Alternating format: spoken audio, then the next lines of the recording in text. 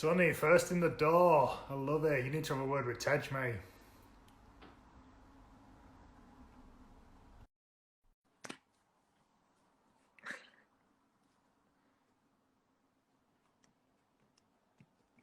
Hey Andy, how you doing, mate? Thanks for coming on. Hey Dan, hey Haley.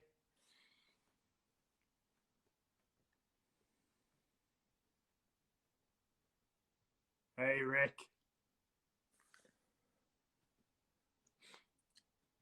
Have you got my request, Sunny?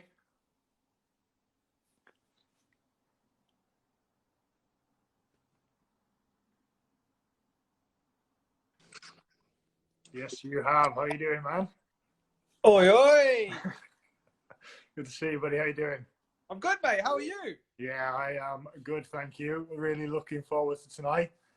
Can you see me? Yeah, I can see you, and you're looking sharp, mate. Thanks, man. I got my beard brush, innit? You know how it is.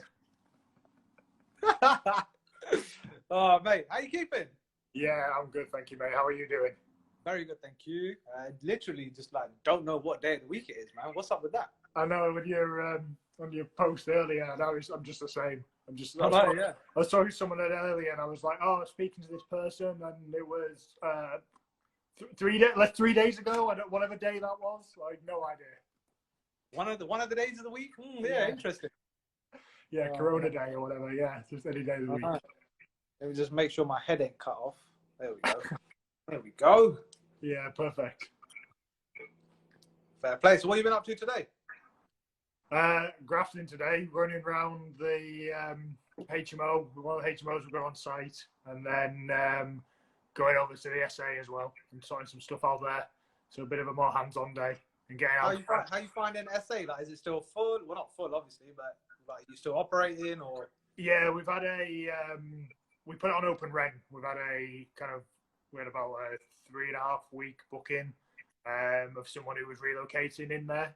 And so we've just been in to sort some stuff out after they've gone. But yeah, no, we're all right. We're doing okay. We're not making massive profits, but the important thing is that we're getting it filled, we're covering the costs, and we're seeing it through. Fair play, man. That's what we'd like to hear, brother. Yeah. What about you? What have you been? Yeah, pretty much steady. Yeah, obviously we do land development, and that's literally to a standstill. Still trying to get little things where we can done ourselves, but other than that, it's literally just wait and see. Not wait and see, but just we planned out like what we're going to be doing when we get back into it. And off-site, we're still trying to do certain things like at our own houses, building a porch, canopy or something, or just getting things in, just so when it comes back to it, that we can bang, nail it, move on, off we go. But it's going to be exciting times, though. I think property is going to be like a bit of a gold mine sort of thing, and ultimately it all comes down to long-term wealth building as well, isn't it? Nothing happens overnight. It's all about taking your time with property and just ride it out. Yeah, definitely. I think there's going to be some great opportunities out there. I hope everyone is getting themselves into a position where they can hopefully take some of these opportunities. And like you said, yeah, there might be some opportunities, but it's not going to be a great, lockdown's finished. I bought these 3 houses. Now they know that everything's done, and I'm financially free forever. I'm sure that it's going to be a bit longer than that, but it's going to definitely help you in your in your prospects and your journey. You crack me up with that saying as well. Financially free. I'm like, fucking hell, man. Like, god damn, that worked. You're not a fan? Hey? You're not a fan? Nah, I don't know. I find it's like a sort of selling terminology as well. I like the word financially independent. Yeah, okay. Yeah, I like that. Sounds a little bit more posher too, doesn't it? Yeah, well, that's what we're going for, posh. Yeah, that's what we want to be. The rich and the famous, posh, rich and famous. Get some lords and ladyships in front of our names. Oh no, that's it. Hello, you have been knighted now. Bang, bang. I think we'll come back to that. I think we've got some good people on, so let's get I'll do a quick intro for people, give you a chance to introduce yourself as well, and then I think we'll come back to that point. So for those of you joining through Sunny's stream, I'm Andrew from Elite Investor Group. My partner and I, Mary, are both architects by profession, property investors by choice. We do HMOs in the Leeds area, and we've got some rent-to SAs as well. We've decided to do this series because we think that mindset's such an important part of property and just kind of life in general. We picked up early on that mindset and the impact it can have on you is imperative. And so we thought we'd do this series to try and help get some ideas and some thoughts and get some other people on to talk about their ideas and thoughts and hopefully help people live a more positive life. And I'm joined tonight by Sunny Mahal. So I'll let you introduce yourself, mate. Hello, human beings. How are we? The wonderful world of Instagram. Are we just on Instagram or are we on Facebook as well? I've no idea. I've pressed live on Instagram. So yeah, let's go with that. Hello, Instagram. Welcome to the wonderful world of us two. So I'm Sunny Mahal, aka Mr. Sunshine, land developer, business coach, mindset coach, property mentor, and stuff. So yeah, that's me. Really been involved in property for a number of years, over a decade, and just here to inspire people, get people's mindset right. I know with everything going on right now, it's a bit difficult for people, but it's nothing that we can't actually get over and just nail together and just, you know what, come back stronger off the back of this and ultimately use this as an advantage, you know, use this like as a catapult. So, okay, whatever's going on right now, we're just going to nail it moving forwards. Yeah, 100%. That's what we've been saying. How can you strive in this situation and not just kind of survive it? This is a great opportunity. You're never going to get time like this. Even if you are still working from home, you know, you've still gained more time than you've ever had before. And how can you make the most of it? So I couldn't agree anymore. Let's jump back into them what we were just talking about. Financial independence over financial freedom. I actually think that's a great term that you've just, first time I've heard it, so I'm going to say that you coined it. So, you know. Hashtag, you know, it'll be like hashtag financial independence. Oi, oi. So I think it's good to get people thinking like that, though, because I think it is about that independence. It's about getting that security. So, you know, no matter what happens, coronavirus or whatever it might be, you know, ill health yourself, you've got those bills and those mortgages covered, and you've got that security. And yeah, it's not about that kind of financial freedom, living the life around the world. It's about that security. Is that what you think it means as well? Yeah, and I mean, like the whole thing, like that financial independence. I know some people use the terminology like financially free. It's like, what does that actually mean? You know, like free from what? Whereas when you say, okay, I'm financially independent, that just says in the words itself, say, okay, cool, I can focus on doing me and I can be independent of working for somebody else. Why? Because my property business or my other business or whatever business you have allows you to live a life that you want to live. And then at the same time, I think a lot of people will have financially free and financial independence really twisted as well. Because I speak to some people and I'm like, they say, Sonny, I want to get into property. I want to do this. I want to do that. I'm like, cool, happy days. How much do you want to make? 10 grand a month. I'm like, what the? Who said why? Where did that come from, you know? And it's just because they hear other people saying, I want to make 10 grand, 15 grand, 20 grand. I always say to people, look, focus on where you are right now. And most people that are looking to get into property are either trying to get away from a job or a career that they don't like or a business that they don't like. And I always say, look, just see what your monthly costs are, like you just said, to say, okay, what's my bills? What's my mortgage? What's my living expenses? How much food do I purchase? How many times do I go out? What's the sort of lifestyle I want? And then break that down and say, okay, that figure. And I guarantee everybody watching, you don't need 10 grand a month to actually just live a comfortable life, right? No, most people actually figure that out. Say, okay, you know what? It's probably like 3, 4, an average between 4 and 5 grand. And then when you set that goal to say, okay, I want to make that much from property or from business or whatever it is, then it becomes more achievable and more attainable as well for you to say, okay, I'm going to focus on that. And then at the same time, when I hear some people say they want to make 10, 20 grand a month, I say, okay, do you know how much work is involved to have that? If you want it systemized and just like away, hands-free totally, that's a total different ball game as opposed to making 2, 3 grand a month. You know, so then just focus on the smaller one. Then when you've hit that target, then you grow from there. Then you go from 5 to 7 grand, then you go to 10 grand, and then 20, 30, 40. I mean, you can make whatever you want, but I always say just have your goals layered and tiered so that when you achieve one, you feel more empowered and it happens quicker as well. Nobody wants to sit there and waiting for a year to make X amount, whereas if you can achieve that in a few months, then you can feel more empowered and more excited to actually go for the next goal. I'm not even going to add anything to that. I think you've absolutely nailed it, spot on, and about breaking down those smaller steps so you don't get overwhelmed as well. You don't lose that motivation, and you break it down. But you're talking about £3,000 to £4,000 a month, though. Well, surely you need more than that with your barber budget. Yeah, baby. How are you coping without your twice a week haircut? Mate, my wife's given me a fade twice now, and I've got to say it does not look too bad, man. Actually, I'm really, really happy with it. To be fair, it's like okay. I've got to say, you're looking trim and you're looking good. So I think you might be burning too much money at the barbers. No, I think I pay what, £20 a week. So, and I go twice, sometimes once, sometimes twice, on average, about 1.5 times a week. So it's like, it all depends as well. If I'm going to be on stage speaking somewhere, then you got to look fresh.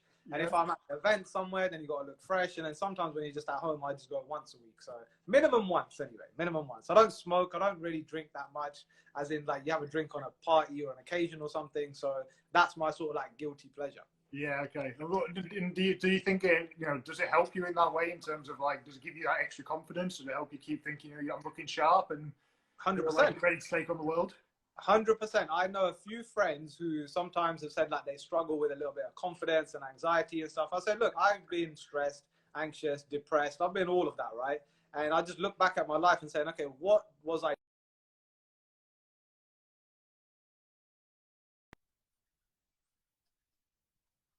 Gives me more confidence. And for me, it is like making sure you look good, having a fresh trim, making sure you got some good clothes on, making sure you're looking after your body, as in like health and fitness and eating right. Yeah. And it all combined, just literally confidence through the roof. Yeah, Bill, agreed. All right, so what I really want, someone's just said you should give me your barber's number. He's actually stuck in Kurdistan, so he ain't even in the country, man. It's all about the rough and ready with me, in case people haven't already noticed that. But I do take some pride in the look. So where did Mr. Sunshine come from? How did Mr. Sunshine State of Mind? How did that come about? Accident. Accident. By the way, there you go. Sunshine State of Mind, clothing brand. I love it. Quick plug. So basically with that, so like when we got into property and everything full time, so me and my wife have been investing for over 10 years and got into like land development and pushing on that full time in 2017. Now, when for instance, my wife and I, we sold all our businesses in 2017 and we were very confident in what we did there. We built the right systems, the right processes, the right teams, and just leveraged that to actually sell them for a profit. But then when we like left that and then said, I want to be a full-time land developer, I sort of had like a bit of a dip in confidence as well. Like people like were saying, hold on, you was really confident in doing business, but then what about property? And you know, when you have that mental switch of just saying, oh, it's something new, oh, it's land development, it's going to be a bit awkward, and like newbie syndrome and stuff. Like, I don't think I'm good enough.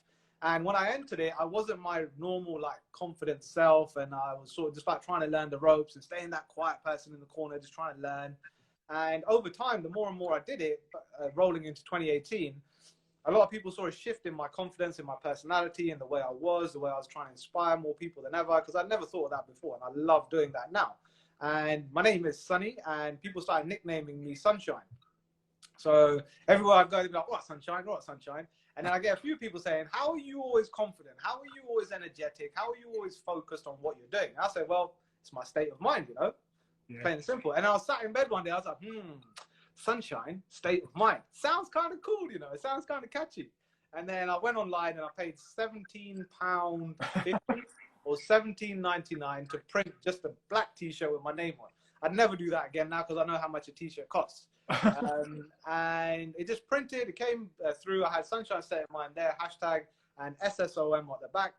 And all I did was stood in this kitchen, I just took a selfie saying, hey, look, I've got my name on my t-shirt. That was it. And I put it on Facebook. And literally about 2 weeks later, people start messaging me saying, hey, look, we love your energy. We love your vibe. We love your brand. We would really like to buy your t-shirt. Where do we get it from? Because we want to feel that same Sunshine State of Mind as well. And I was like, it's not a clothing brand. I just put my name on it, you know, like that's it, like branding and stuff. We've been doing it for years, so let's just do it again. And then my wife was like, you know what, I think you're actually onto something. You've actually started something without starting something. Yeah. So then she took it all over. Like this brand is, this logo is one of them. We've got loads of different ones. And my first one was terrible. It's block letters going across and that was it. And then we turned it into a fashion brand. And it's been phenomenal, literally from just accidentally getting a name together, sat in bed, to then putting my name on it, to then a year later, about a year and a half, we actually officially launched it as a brand, you know, and it's phenomenal. Even from that, we donate 10% to charities to helping younger kids in like the UK and across the world. So it's just like something that we're passionate about. So, okay, you want to look good, you want to feel good, but then you want to do good by giving back as well. Yeah, great stuff. And so is the Sunshine State of Mind, is that part of your kind of mindset and coaching business as well? Is that separate? No, that's separate. Yeah, it's just a fashion brand. It's something that my circle sort of know me before, and my social media presence, people know me, they're always wearing it. And then people are buying it, and some people will send me a picture saying, hey, look, I just saw somebody wearing your brand in London, and it kind of freaks me out. You know, somebody else is wearing your clothing. It's like, ah, cool. But for me, it's about growing it, and then not sort of me being so much in the picture of it. It's just about pushing the brand, letting it be, really. So we've got exciting things coming for this. Well, it was going to be now, but obviously with the lockdown, so it's just been a bit delayed, but it's going to be some phenomenal stuff coming. All right, mega. We'll keep an eye out for that. So the other thing on top of that, kind of your Sunshine State of Mind branding, there's the message that you said in the video today, and I've heard you say multiple times. There's the stay humble, stay confident, and kind of be unique. And what the one word in that really resonates with me is the last one, the uniqueness. And it's already come up in the last 2 days of the lives, and I'd really love to know your opinion on it, about how important that is about being yourself and being unique. 100%. That's been my saying, that every time I sort of sign off on a video or when I'm doing a post and stuff. So that's nothing to do with Sunshine State of Mind. It's just something that I created my tagline. So, you know what? That really resonates with me. I really believe in those 3 things. And I want other people to be empowered to believe in it as well. And like the whole thing of staying humble, it's about, it doesn't matter how much money you make. Doesn't matter how big your house is, what sort of sports flashy car you've got, what watch you've got, how many holidays you've taken. It all comes down to just being a humble human being, you know. And the more we resonate on that level, we start respecting people more as well, rather than putting people on a pedestal or putting people below you, beneath you, saying not good enough or too good for me, you know. It's about being humble with everything you got, because just as quick as you can get it, it's just as quick you can lose it as well. Then it's about being confident, because you cannot have anything in life that you want without being confident, right? Plain and simple. You have to have, and it's not confident through the roof, like loud, proud, happy, clappy, and stuff like that. It's just be confident in yourself. And then at the same time, it's all about being unique, because for me, it's like I always try and model the greats. So I look at like successful people like Tony Robbins, Richard Branson, Alan Sugar, basketball players, football players, musicians, you name it. I'm always looking at, okay, what are they like? And I'm always trying to take different traits from different people, because being successful isn't rocket science. It's just about modeling the greats and taking on certain habits and actions, but then putting your own twist on it as well. And that's the whole part where unique comes from as well. Because I see a lot of people that say, Sunny, I want to be like you, or I want to be like that basketball player. I want to be like that football player. I want to be like Ronaldo. Like, no, don't be like other people. Just take their traits, but then put your own twist on it, because then people will resonate with you more as well. And that, when you're unique, you just come across unique as well. And people resonate with the right kind of person that you are, and you attract those kind of people as well. So just going back there slightly, when you went to, you said you sold your businesses, and then you moved into this new field that, you weren't kind of as well known in or as well versed in or whatnot. How did you manage to then, was that kind of you being unique, because you could have easily stayed in those businesses and thought, but you actually thought, no, I want to move on to something else? And then how did you stay confident in those new areas as well? How did you build up that confidence?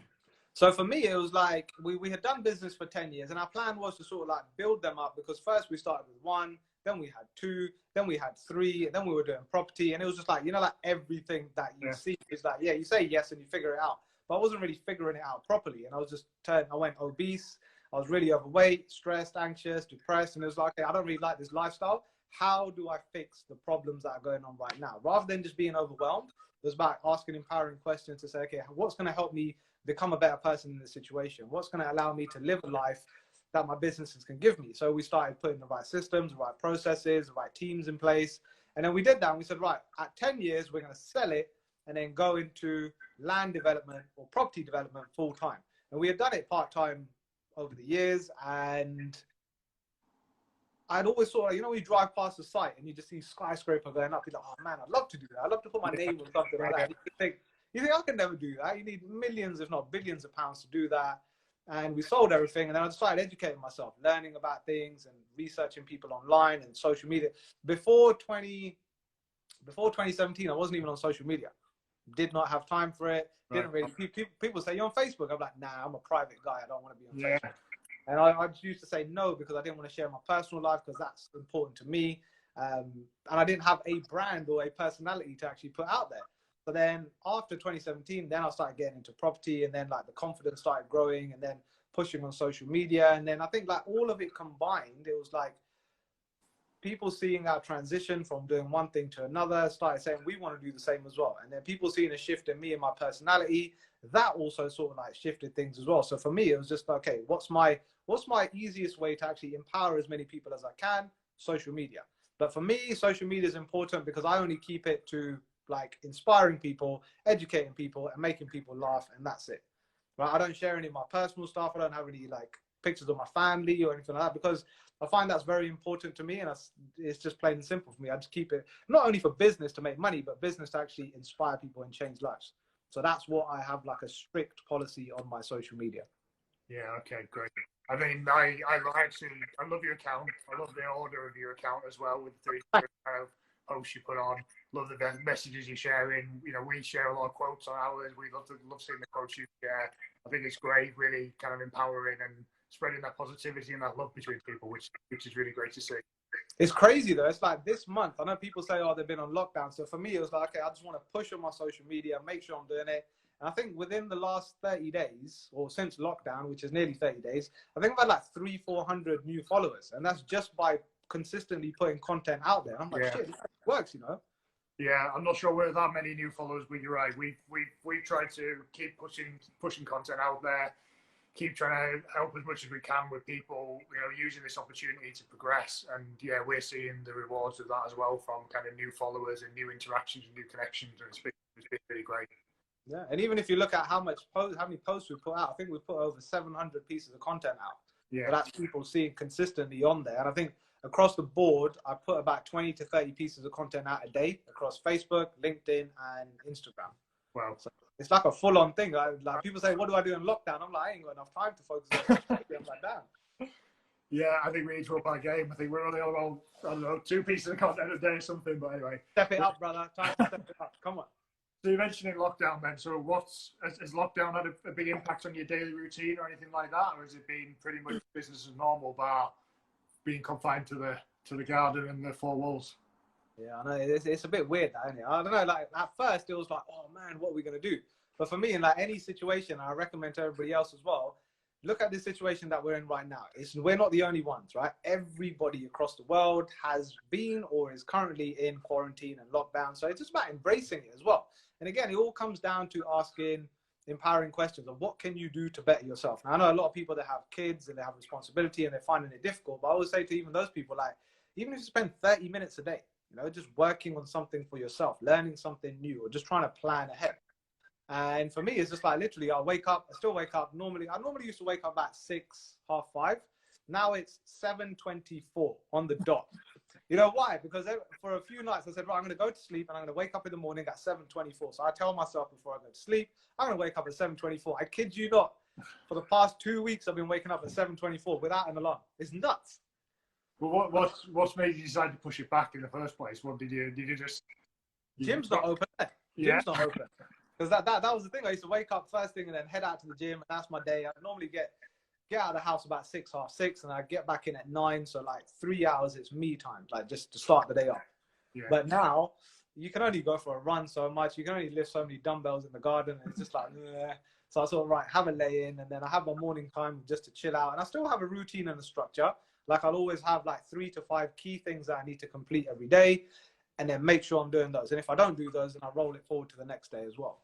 So I mean, like this is the key time for us to start creating routines. They're not going to be perfect because it's an alien situation to us, but just have some sort of routine that actually allows you to progress just 1 step a day going forwards. And then when we get back into normal life, then we're going to be even more on fire because we're already in some sort of routine, you know? Yeah, 100%. I think you're making me think of one of my favorite quotes, which is "Discipline equals freedom" by Jocko Willink. And I think that's exactly what you're saying. That keeping doesn't matter if we're in lockdown and things are a bit different. Setting that routine and sticking to it, and having that discipline, and setting your 3 to 5 targets for every day and completing them. And okay, if you don't, you roll it into the next day. But that's what's going to, you know, by the end of this three months or whatever it's going to end up the lockdown period is going to be, that's how you will see the progress that you've made by making those consistent, disciplined actions every day. Yeah, and even with that, I would say, like, yes, people say, oh, you need to be disciplined and you need to sort of like make sure you're busy and make sure you're getting shit done. But can I swear? Oh, sorry, too late anyway. I did. So basically, people are saying like, you need to be disciplined all the time and you need to do X, Y, and Z. But I always say, look, man, like take advantage. What's the positive of this situation as well? You're at home with your family, with your loved ones, or even if you're on your own, you can jump on a Zoom like this and connect with people. So just actually take advantage to work throughout the day, but then just chill out as well. You know, like have that balance. You're not gonna have this afterwards. Then you're gonna be like, man, I wish I could be at home more often. I wish I had more time. It's never perfect. No, there's a lot of strange people wanting to get back to normality, and I'm struggling to understand why. We'll see what we'll see if I've missed something when we all get back there. So what else you had the music playing earlier on your story when you were talking about tonight. You know, what other stuff do you do kind of like externally to help keep your mood up, keep you positive, keep you focused on?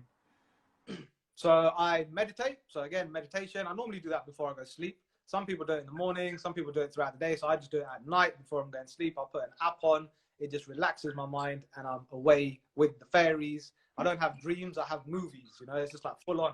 You just relax. And then also like when I wake up, first thing, I always show gratitude for the things that I'm thankful for in life. I'll do visualization. Have you ever done visualization? Only in like one-off scenarios, not on a kind of regular daily basis type thing. It's bang on, honestly. It takes a little bit of practice and stuff. I've been doing it for ages now. It primes your mind. You know, I'll visualize how I want my day to go, the kind of goals I want to achieve in 6 months, a year, 5 years, and I know exactly where I want to be. So that sets me up for the day to say, no matter what shit is thrown at me, I'm still going to focus on making that a reality, rather than waking up in the morning when people are like, oh, I'm at home again, or oh, I wish it wasn't lockdown. If you start your day like that, how do you think the rest of your day is going to go? No? So I always make sure when I wake up, first thing, I'm in control of my mindset and I'm focused on what I'm doing. Then it's come down, I'll put some feel-good tunes on, not the radio first thing, because what happens when you listen to the radio, a really good banger comes on, and then today, this many people passed away, and today, Donald Trump did this, and it's like, mate, you don't need that, right? So first thing, just good vibes. And then, just stick to my routine. I smile. You can probably tell I'm always smiling because it releases natural endorphins and hormones for you to have a more positive experience and a more positive life as well. So I do that. What else do I do? Well, let's jump into some of these because there's so many amazing things that you've said there. So I've heard for the first time, literally 2 days ago, someone telling me about meditation before going to bed, which I had literally never heard anyone ever say before. I thought it was always like, you know, first thing in the morning type routine. So can you tell us a bit more about pre-bed meditation? Because to me, isn't that just falling asleep? Yeah, but the thing is, like, if you notice, most people say that as well. It cracks me up. So when you go to sleep, how many times have you gone to sleep and the last thing you was thinking about, you end up having some weird random dream about that? Yeah. Yep. Now, when you're asleep, you're not actually unconscious. You're not KO'd. You're not knocked out. Because when you're asleep and you hear a loud noise like bang, you actually wake up, don't you? And then also when you're asleep and you feel like you've fallen, you kick and then you wake up. Yep. Now, you're not unconscious. And the whole thing is like before you go to sleep, it's all about priming. Just like you wake up in the morning, you prime yourself with visualization, being grateful of everything that you've got in your life, saying the right kind of words. You prime yourself for the rest of the day and your action steps. And then the same thing goes for when you go to sleep as well. Your mind's still thinking, your mind's still ticking over. So when you go to sleep, more than likely you're either on your phone or you've read a book or you're just thinking about something, and you take that thought pattern into your sleep and your mind isn't as relaxed. Now with meditation, and it's literally, you can go on YouTube and just put nighttime meditation, bedtime meditation, sleep meditation, whatever it is, and just play it as soon as the lights are out and your head hits the pillow. I play it, it's next to my phone, next to my bed, and I'll just listen to it and it will just literally knock me out within seconds. Now, I'm not, normally when I used to go to sleep, I was thinking about, right, so tomorrow I'm going to do this. And then today, shit, I was meant to do this, but I didn't get a chance to do that, you know, and you're just always thinking, and then you think, why can't I go to sleep? You're always thinking about something. So for me, it's like the minute I started implementing that, and it's not even an effort. It's just about pressing play and going to sleep. And as you're listening to it, your body and your muscles start to relax and you have a more deeper sleep. And I believe that's why I actually just wake up without an alarm as well, because it's just like your body's in rest mode and your sleep is actually more efficient rather than up and down throughout the night. Yeah. That's why. I suppose I might already do it to some extent then, because when I am particularly kind of monkey-minded and I can't get it to switch off, get the monkey brain to switch off, I have a specific set of music that it's the only time I ever listen to it, and it's when in that situation I put on and it really just calms the mind, calms me down, and helps me get to sleep. So it's probably not too dissimilar in practice, but it's something I only do when it's needed, when I kind of feel like I need it. That might only be once a month or something, but it's maybe tonight I'll be doing some pre-bed meditation. See, So you just ruined it there, man. You said maybe. That means I ain't doing jack. You gotta say I am doing it, and there you go. You've already framed your mind. You see, you're priming. Okay, well, I am going to do it then, and that was already going to lead into the next question then, because of what you were saying before about not putting the radio on because of that kind of noise and the news and stuff getting into your brain. And I wanted to talk about, because we mentioned it last week when we were talking about the language we use as well, and I've just fallen foul of it there by saying maybe. There you go. See, you cocked up. What's wrong with you? Come on, you need to be practicing more, brother. Oh. Do you feel like that? Did you have to work hard to eradicate language like that from words like that from your language? Yeah, so for me, like, I was never really aware of it. I was just like, yeah, I talk how I talk. But for me, like, I always want to help people where I can. I didn't always want to, because I didn't know people needed my help when people needed inspiring. I was so like caught up in my own world of just like money, and being busy, that you didn't actually look at the one key thing that human beings want to do is contribution. You want to make a difference to someone else's life. And then when I went through my transition from full-time business into full-time property, and now it's a mixture of both, I was, like I said, I was stressed, and I wasn't in the right mindset, and my health wasn't in the right place. And like, people saw a transition in me, and then people said, look, man, we love your energy. We love how you are. We really want your help as well. And I said, look, the mind is the most powerful tool we have, but just as powerful it is, that's how fragile it is as well, right? Yeah. And I don't want to give you guys what worked for me, because I don't know if it will work for you. And in essence, I don't really know what I did. I just started working on myself gradually. So then I decided to become NLP qualified, so Neurolinguistics Programming. Okay. So I did that in 2018, and it blew my mind, honestly. It's just like, no, this thing has like a map, a blueprint of how to use it. And I'm like, whoa, shit, this is amazing. So when I learned that, that's when I started to pay more attention to my language. That's why when people are talking to me, I'm always just picking up on it, saying, don't say this, don't do that. And it's just phenomenal, because people, when you say that, it's like, for instance, when you call someone, you say, how you doing, mate? And they're like, not bad. And I'm like, no, I didn't ask you how you're not. I asked you how you are. And then we're like, oh, yeah, good point. And then when you say I'm good, you either say you're good or you're bad. And most people don't want to say they're bad. They say they're good. And then your mind switches to saying, okay, what is good in my life? And you start seeing more of that as well. So I noticed the language in 2018 when I became NLP qualified. It literally blew my mind, man. If you ever thought about doing it, or anybody listening, NLP is phenomenal. Yeah, Tony Robbins is massive on his NLP. Unlimited Power, his book is basically all about NLP and about reframing and all. That's what I'm reading now. There we go. Second time. Hey. Great book, and he breaks it down in really actionable ways as well. So, if people are really interested in NLP, want to find out more about it, give it a Google, and I'd recommend looking at that book for sure. Did you find that, again, going back to like when you made those switches, had you already started doing all this kind of mindset training and NLP and things like that, and you knew, not to place limitations on yourself through your language and things like that? Or did you find that you were, imposter syndrome, so to speak, or something, when you moved into land development and you were putting barriers on yourself by saying that I shouldn't be here or whatnot? Had you already started doing kind of NLP, like mindset training, before you moved into that? Nah, so for that, I was looking, like I said, I was looking at the greats like Tony Robbins and all that kind of stuff, but I never really tried to learn too much about it. I just take on what, like, when you listen to someone, you say, oh, that point appeals to me, I'll take that on board. Like even people listening now, they may think we're talking a bunch of mumbo jumbo, but if they hear one thing, they might say, you know what, that resonated with me. And that's the same thing that was happening to me. And I never really thought there was an actual process or a science to it. And getting into property, I didn't really have a imposter syndrome. It was just like, this is something new. I've done one thing for 10 years and I've done property on the side, but now doing it on a bigger scale, something totally different. So with that, it wasn't imposter syndrome. It was just a case of like me actually being aware of my thoughts and my language to say, okay, if I've been successful in business, I just need to replicate that same skill set and bring it over into property. If I want to do that in fashion, I take it over there. If I want to do it in public speaking, I take it over there. It's just the same sort of concepts and disciplines that you need to take over. So I never really did it beforehand. But again, it's like when you don't know something, you don't know it, right? No. And then the minute you hear something, and it was literally just one person said, "Have you ever heard of NLP?" I was like, "Nah." And literally, I discovered it. I was like, "Whoa, this is all right. You know, that actually could be beneficial." And then literally tried it, and it's 3 concepts. You need to look after your physiology, so making sure from the how you're sat to the how you're holding yourself to how like you eat things, like whether you're drinking enough water, eating healthy food, exercising, all that kind of stuff. That's one platform. Then the second one is your focus. It comes down to your focus. Like, what are you focusing on in life? If you're always focusing on the problem, guess what? You're going to see more of a problem, plain and simple. Whereas if you're like me and you saying, okay, cool, we are seeing the problem, but let's find the solution first, right? You find that this sort of disappears and you're just like, what was I complaining about and worried about? And you focus on what you want in life, not on what you don't want in life. And then the third factor is your language.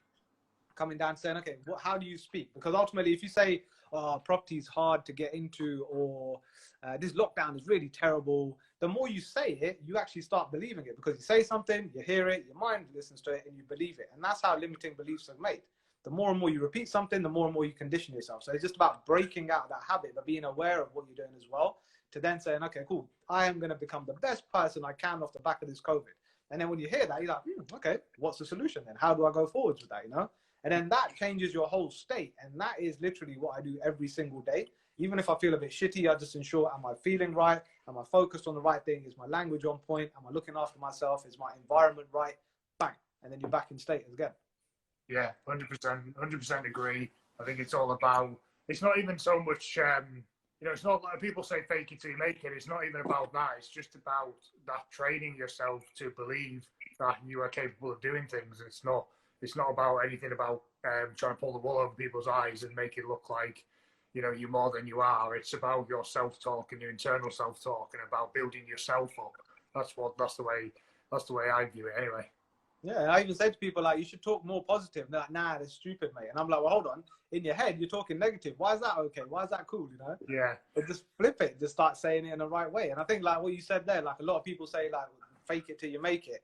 I personally believe that a lot of people do that because they're trying to be like somebody else, or they're comparing themselves to somebody else, and they don't really know their real journey till they got there. Whereas the less we start comparing ourselves to other people, and we actually compare ourselves to who we were yesterday, if we're one step better than we were yesterday, then that's all good enough for you. Whereas if you're not, then you need to be working on yourself and not comparing yourself to somebody else and thinking they've got the house, they've got the car, they've got the money, and you just start faking it till you make it. Whereas rather you actually be disciplined, say, okay, they didn't have it overnight, neither am I. I just need to work on my steps moving forward.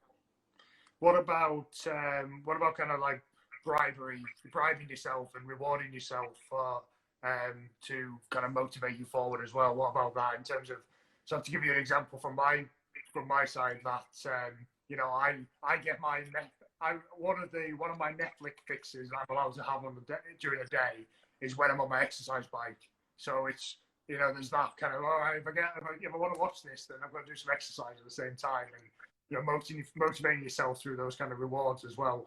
Is that something you do? Yeah, 100%. I recommend that. And it's like some people, they say it's a bit of a misled goal, and it's not really that powerful. But if you look at, like, when have you guys got kids? No kids. Me neither. But it's like other people that have kids, like, and when you've got your nephews and nieces and stuff, when you want them to do something, they're like, no, don't want to do it. But then if you say, okay, I'll get you an ice cream, or we'll take you out, or you have a toy, and they're like, okay, cool, I'll do this. Same thing applies to us as human beings. Sometimes when you say, I need to make X amount of money, you're like, a little bit difficult, a little bit hard. Do I do it? Do I not? But then when you put that sort of end goal on it, saying, okay, when I achieve this, I'm going to buy myself this, or I'm going to go on holiday, or do whatever it is that you want to do, then it becomes more appealing. Like for me, for instance, one of my goals was, when my property portfolio hit a certain number, I wanted to buy a Hublot watch. I really love my watches. I really love the Hublot brand. And I've been putting it off for years and years and years. And I said, okay, cool. You know what? When I hit that target, I'm going to get it. And I did it, and it just made me feel really good. And now it's more so pushing forward for the holidays, for the lifestyle, for the freedom, really. Yeah, great stuff.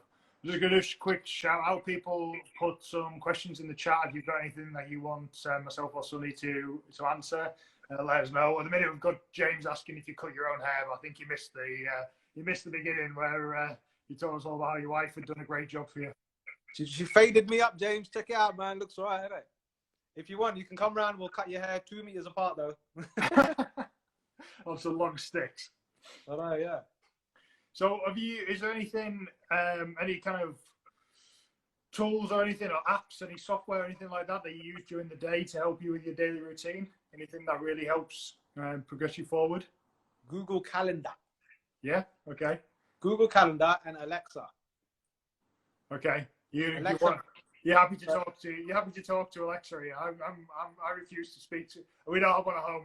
We have one in the office though, and I refuse to speak to it. Okay.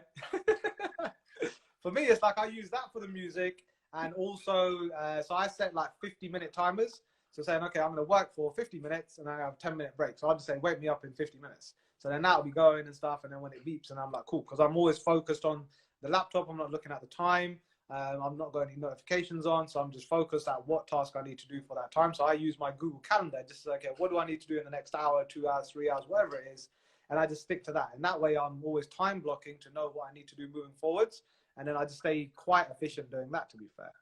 And then also another one, like when you're communicating with your team, I see a lot of people, they communicate with their team via like WhatsApp and stuff, and just normal message. We use a app called Slack. Yeah. SLACK, and this is really good just for project management, just keeping in touch with your internal team, rather than, I always look at WhatsApp and you know how many groups you're on, it's like ping ping ping ping ping, and it just annoys you, whereas you don't want a work message to be mixed up, and just because you didn't bother looking at it, so we have a separate one on there. And then other tools we use is like Asana, Trello, the Evernote, things like that, but that's all just like for different aspects of business and different business. Yeah, we use Slack as well. I think it's spot on that. It's hard to use something like WhatsApp that's also got a personal use to it, because you then get easily distracted by other messages at the same time. Yeah, 100%. And that's the key thing, man. Like whenever it comes to like your time management stuff, how you manage your time is what basically is the foundation of what results you want in life. You can either sit there, and if people decide, okay, I just want to do one thing today, make sure you get that one thing done. If you say I need to get 3 or 5 things done in a day, make sure you get that done. If you can do it, awesome. If you can't, move it to the next day and just be efficient as possible. I know people say like you use all these apps and get technology and stuff, and you don't really necessarily need them. You just need a bloody pen and a piece of paper and just get going, man. What's that saying? You know, you want to see what your future is going to look like. Look at how you manage yourself now, or what you spend your time doing now. Sorry, because that's effectively what you're going to end up getting in 1, 3, 5 years time or whatever. Exactly. And it just comes down to like even the way you're spending your time. I know a lot of people, they set a goal and they obsess over the goal, but it's all about delayed gratification as well. You need to put the hard work in now, because then you're going to have anything that you want. Yeah, definitely.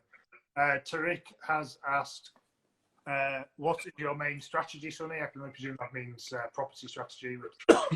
Right? Okay, so property-wise, our main strategy is land development and BRR. Okay. And portfolio building as well. So, but they sort of, BRR and portfolio building sort of go all into one strategy, and then land development is obviously buying land and building houses up. BRR on what, single lets, or just anything that you can add value to? Yeah, pretty much. pretty much. Again, it stays in the portfolio, so it has a ripple effect onto our portfolio building. But I do believe, like going forwards, like I know a lot of people are worried about property and stuff, and whether prices are going to go down and how much, I don't know. Nobody knows. But what I do know is that when there's uncertainty, that's the best time to be investing, and that's the best time to make money as well. And it's the same thing we did back in the day when that recession happened last time, and we're just going to rinse and repeat going forward by focusing on building your buy-to-let portfolio, BRR deals. And even with BRR, I know a lot of people say buy, refurb, refinance, I'm going to do it all in 6 months. Before this, most likely, yeah. But after this, maybe not so much. But we've done BRR deals in the past where we've bought something, done it up, kept it for refinance, and if we kept it for rental, and if we had done a BRR at that point in time, we probably would have made about 10, 11K. But because we kept it for 3 or 4 years, we actually pulled out 40, 50K plus. You know, so it's all about doing BRR for long term, because if you've got five of those and all 5 come off in like 5 years time, that's like £250,000 there, you know. So it's like you got to think long term as well. Yeah, property is a long term game. Tariq's then added, do you still find it easy getting BRR deals? What area do you work mostly, and how do you mainly get your deals to agent? Cool. So getting the deals at the moment, pretty much non-existent. Just for the main fact, I'm not really looking as well, because like I said, we do other businesses as well. So we're just using this time to fine tune, using this time to focus on our brand And then we're also planning on a few certain land deals that we're looking at as well. So we've like put some offers in, but we've also revised a few. And like one land offer, for instance, we gave a certain price, but we said, look, we're going to reduce our offer by 30%, right? So this is our offer. But if we sell the properties afterwards for anything above the 30% profit, you get all of that profit, right? So we still get our sort of like 21 to 24% profit, and anything above, they get that. So we're doing certain things like that. But as for BRR deals, I would say majority of my deals come through my network, because I've been doing it for so long now, like over a decade. It's like people, I haven't been doing land development for over a decade, but I actually investing in property I have. And I've built networks and connections over that time. And literally, like everybody I speak to, I'm always telling them, saying, look, like for instance, yesterday I was speaking to my friend from Liverpool. I was like, right, Mark, let me know when there's a property that comes up in the area, because I want to buy a commercial property with a residential up top. So I've put the word out there. And then also when it comes to sort of like searching them, I personally find the best sort of BRI deals I can find out through my network. So whether that's agents that I know and they bring them to us because they've already got me on a list of active developers. So when they know a deal matches up, they'll call me or send me an email to let me know the deal's on before it goes to market, so I can analyze an offer there. Then also auctions, they're really good. Again, auctions have never failed. Well, technically, no, that's a lie. They have failed because we've been to like auctions and you've had 4 properties and you've been outbid on all of them. So that's what I mean on there, but you can find them, but securing them is another thing. You don't know who's bidding against you. But I mean, like our first property was a, what was it? Repossession. So we're always building connection with people that are actually in connection with those kind of companies. What else? Yeah, and just getting to know people. And like, I know they said, like, what area are you sort of like looking at? For me, I don't really look at any one particular area for BRR because I ain't going to manage it. No. Plain and simple. If the number stacks somewhere, and obviously it's not like a place where you're buying like a £30,000 house, that ain't never going to go up in value, you know? So something around the sweet spot between like 80 to 130,000 pounds, something around there for BRR. Or even, you can even do bigger ones. Like say, for instance, buying a house and converting it into a HMO, then you get a commercial valuation, you know? So you can do those kind of ones as well. But going forward, I'm just going to more so focus on implementing those strategies going forwards, and those are the ways. And literally, if the deal stacks in any area, as long as you've got your right team members in place, you've got the right systems and right processes in place, it gets done. You refinance or you rent it on and refinance down the line. And again, you need to know your numbers, plain and simple. You need to know your 6-month and your 12-month numbers on a deal. And if you're keeping it longer, try and anticipate your numbers going forward as well, from rent cash flow to capital appreciation. Some amazing advice there, mate. Are you doing it all yourself? Are you working with investors? So I'm doing it myself and my wife. So we're business partners and gangsters since day one.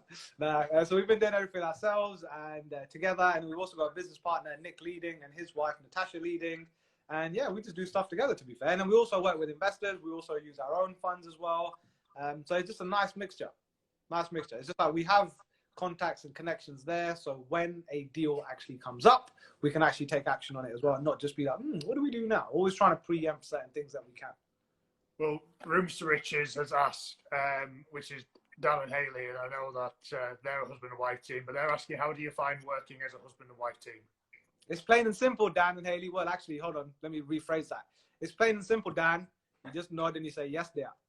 You say, yes, there. Because they're always right. I guarantee you, honestly, man, 100%. I don't even say 99.9, all the time right.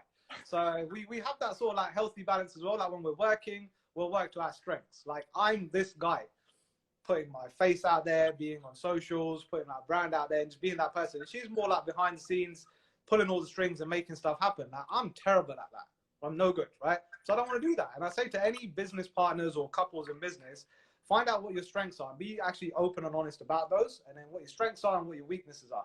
And focus on your strengths. And then if your partner can't take on the weaknesses, then delegate. You know, try and get somebody on board that you can do. So we always focus on what we're doing together. But then for us, like, we'll start the day off by having a little quick, like, depending on what the day is, we'll start the day off by having a sort of 15, 20-minute briefing of the day. What are you doing today? What am I doing today? Peace out. Let's go do it, right? So then we go do that. Then at the end of the day, we'll review everything that we did. We'll plan the next day in advance, and then we just chill out and we switch off. Now, also, it's like when we're working in business, we're always pushing each other. But then the key thing to that is it's not always about being business oriented. It's about actually pushing each other to grow individually as people as well. So that's what we're always pushing each other. Like, make sure you're going out with your friends, make sure you're socializing, make sure you're living your life, make sure you're going on your own holidays with the girlies and stuff, and make sure you have your own downtime. And what is it that you want to aspire to be in life? Because I know we all do property and business to make money, but I mean, like, what is that money going to allow you to do? You know, so we're always pushing each other to do our own thing and together. Hope that helps Dan and Haley. But Dan, just remember, man, women are always right, brother. Ain't worth it. Well, do you have set times so you know when that, you know, the working day's ended and you're back to the kind of relationship, you know, actual husband and wife role? Do you?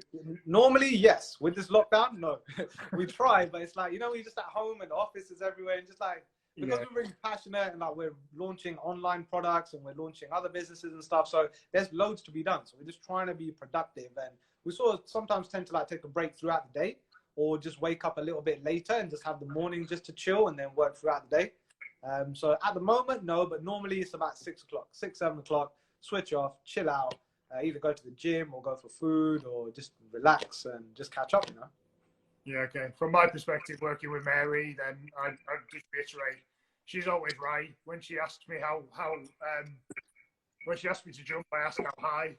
No, it's I think it's just it's completely fine. I think it's good to work in a husband and wife team because we share the same visions and goals, and you know, everything you're doing is helping you as a family unit moving forward. So all the kind of rewards are coming into your household, and I think that's the most important part of it is just creating that segregation between when is work and when is play, and when you're a couple and when you're business partners, and just understanding those boundaries and making sure that you keep them as clear cut as possible and try not to let them get too blurred. Yeah, exactly. So Blix100 has said, do you think BRR will work if you are refinancing after 6 months? How will surveyors value your property with little comparables and an uncertain market? I don't know, man. I don't know. I am not the Bank of England. But like for me, like so if you go to that question, do you think that BRR will work when you're refinancing after 6 months? Personally, it all depends on the deal and the numbers as well. If you can get it really low and the prices stay sort of steady or they don't dip too much, then again, it's a numbers game, right? If the numbers work, then they work. But currently, nobody knows what's going on. So I wouldn't really recommend about securing a property and then putting your numbers down and actually buying it. And then, this is just my own opinion. Other people might differ. Everybody's got an opinion, right? But I would say, look, be analyzing your offers and your deals and your opportunities. And then when it comes to after this, we'll have a clearer picture. And rather than after this, I mean, like, right now I'm going to look for BRR deals. No, as long as you're looking now, when you get there, when it all comes back to normal, you can make it work. But again, Blink, it comes down to, do you need to refinance after 6 months? If you hold it for 12 months or 15 months or 24 months, how much more money you're going to make by increasing in value as well, you know? So always know your sort of short-term and long-term numbers. And for me personally, a BRR deal is with me leaving anything less than 20% in the deal. Right. Plain and simple. Now, I see a lot of people that are like, oh, nope, I want 100% of my money out and I want 10 grand or 20 grand or 50 grand on top. In an ideal world, you'll probably pick up one now and then like that. But even if you're leaving like 10, 5, 15, 20 grand in a deal that's like you would have normally had to put 40, 50 grand in, is that not still a BRR deal? That's still, you've still played it savvy as an investor. You've still sort of put the time in to get the work done. And you've still actually pulled out some money rather than zero. I mean, like buying a 100 grand house and putting 25 grand in stamp duty and fees and say like 30 grand in total. But if you bought it for 50, you spent a bit on it and you sort of like refinanced and you pulled out actually, and you left in like 5 or 10 grand. That's still a damn big deal, right? Yeah, definitely. I call it unicorn poo. Stop looking for unicorn poo. Just, you know, all these all money out deals. I'm not saying you can't find them, but there is absolutely, you make 25% ROI, that's absolute killing. That's a great deal. Find me somewhere else where you're going to make, you know, kind of 25% ROI on your money. It's a fantastic deal. You don't need to pull everything out. And you look at like people, they say, I want to build long-term wealth. I want to do this. I want to do that. I want to build a lot of money, make some money from property. And then when you look at the greats, what do? They don't just buy one property and say, this is going to make me rich. Nah, they have a plan of saying, we buy one, that leads on to another and another and another and another. And just plan it that way, you know? It's like, that's how to build long-term wealth. Have a short-term and a long-term plan and just stick to it. And the main thing is with this as well, you have to always surround yourself with the right kind of people as well, because you can always have one vision, but you're more than likely to talk yourself out of it. Plain and simple. I've done it a number of times. I still do sometimes. My wife kicks my ass. My circle kicks my ass. We're like, come on, Sonny, you can aim for bigger. Like one of my goals is to make £56,000 per month in the next 12 to 18 months. And I was speaking to somebody and they said, mate, you should go for 100. And I'm like, fuck yeah, that's the spirit. Like, yeah, come on, look, we can do that, right? But let's go for 50 first, then we can go for the other one after. So it's like, when you have that circle around you and you're thinking, does this deal work as a BRR or not, or as a flip? Is it short term? Is it long term? It's about discussing with the right people, get a bit of feedback, make a decision, and take action on it. Property isn't rocket science. We just make it rocket science. Yeah, just make it rocket science. So I've got some quick fire questions to. Let me just drink a coffee then. This is a true test of who's been watching the previous ones, because I've told everyone who's coming on that I've got one scripted question for them, and now I'm asking three. So if you've been on the other ones, mate, you might see them. I watched it for the first 10 minutes yesterday because I was creating a webinar for my presentation tomorrow. So sorry. No, that's all right. So you're not allowed to use your stay humble, stay confident, stay unique. But have you got a one-liner or a quote or a motto that you kind of, inspires you or you refer back to? Ooh, okay, so you asked me for a new one. So my one is like, I've actually got it tattooed on my arm as well. Life's too short for what ifs and maybes. Death is promised, but life is an uncertainty. Live life to the fullest, to never regret what could have been. One life, one chance. Amazing. I mean, you must have a massive bicep to have got all that on it, but nah, it's just long. I've got thin, long biceps. Great quote. Okay. Have you got a book recommendation? Favorite book that you would recommend to anyone? I'd say what's good? The Secret, Law of Attraction, banger. Yeah. So going back to your first question, actually, that's one thing that triggered me as well. Law of Attraction. Right. Okay. I'll give a last question out, and then I might give you 2 minutes to spitball on Law of Attraction. So, one thing that you're learning during lockdown? Email marketing, Facebook ads, email sequencing, tagging, bloody triggering, like loads. Right. Okay. So we've got about 3 minutes left. We've got a minute for you to tell people how to find you. So let's talk Law of Attraction quickly before we sign off. So where for people? So people to find me or Law of Attraction? What was it? Law of Attraction first, and I'll let you know when you've got a minute left, and we'll move on to where people can find you. Cool. So Law of Attraction is plain and simple. Again, like I said earlier on, visualization. Okay, like you want to be using your language the right way to actually say whatever you want in life. You manifest it and you put it out into the universe. And if people haven't watched it, don't think this is fake. Go on Netflix, watch it. It's called The Secret, The Law of Attraction. And it's about manifesting the certain things you want in life. I've always manifested things that I want. For instance, one time, probably in 2017, I had a picture on my vision board of a red Lamborghini with black alloy wheels. I never obsessed about it. I just said, I want to have that one day, or I want to have the opportunity to drive one day. Didn't think of it for about a year, but I always pursued my goals to actually make that happen, and always looking at it every single day and just putting it out to the universe. I would love to have that one day. And when we went to Dubai, my friend hired a Lamborghini, and when it came to the front, I didn't even know which one it was, and it came outside the hotel, and it was a black Lambo, red Lambo with black rims, and I was like, whoa, okay, I flipped out. I was like, shit, man, I haven't even obsessed about it, but I put it out there. Yeah. Then another one of Law of Attraction, I always say to people, how much money would you want to win on the lottery if you won? And normally people say 1 million, 2 million, 3 million, and they ask me, and I said I would like to have 300,000, and they say, why? I said, because I'd like to turn that 300,000 into 3 million, because I don't really think anybody deserves to win that much all of a sudden. And one of our businesses, over 5 years of doing certain things with it, we actually sold it for 300,000. And that was just by me saying it more so. And now I've got 1 minute. So the Law of Attraction works. Use it. It's going to be amazing. And how to find me, you can obviously find me here on social media, Instagram, Sunny Mahal Official, Facebook and LinkedIn, Sunny Mahal, and my website, sunnymahal.com. If anybody's looking for any online coaching, one-to-one coaching on business, property, mindset, DM me, check out my website, come reach out to me. And if you want to just have a positive mindset, let's be friends, baby, and let's go get it. Yeah, brilliant. I strongly recommend everyone follows you for exactly what you said, the positivity that you spread out into the world. Seeing posts from you is only going to do people good. Keep doing what you're doing, man. And I've really loved talking to you tonight. And thanks for your time coming on. You too, man. Thank you very much for having me on. It was awesome. Again, thank you for everybody that stayed on and came on and went off and came back. Amazing to have you guys. I hope you guys were all inspired, and just whoever's listening, whatever you're looking to do in life, never give up.